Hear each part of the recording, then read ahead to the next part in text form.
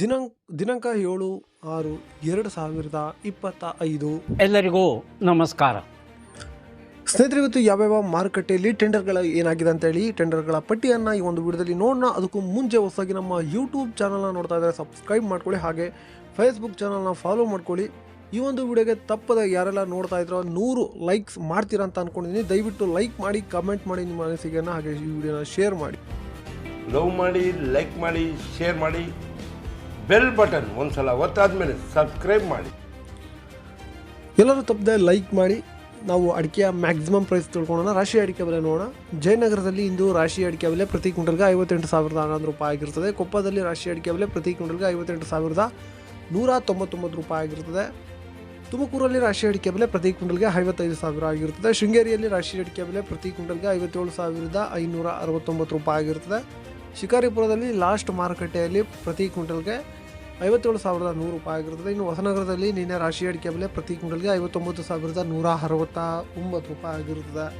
ಇನ್ನು ಮುಂದಿನ ಮಾರುಕಟ್ಟೆ ತೀರ್ಥಹಳ್ಳಿಯಲ್ಲಿ ಇಂದು ರಾಶಿ ಅಡಿಕೆ ಬೆಲೆ ಪ್ರತಿ ಕ್ವಿಂಟಲ್ಗೆ 59,199 ರೂಪಾಯಿ ಆಗಿರ್ತದೆ.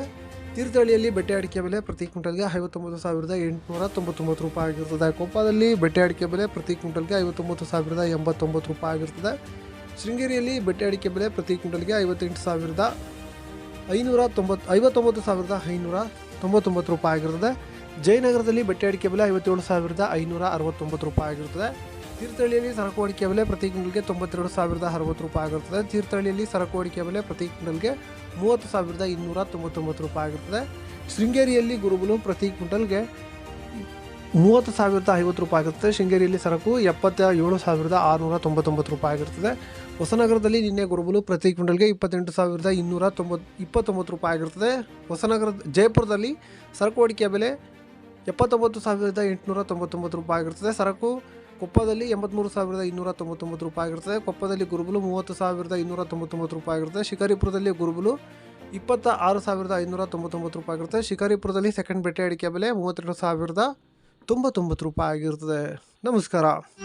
ಮತ್ತೆ ಭೇಟಿಯಾಗೋಣ. ನಮಸ್ಕಾರ.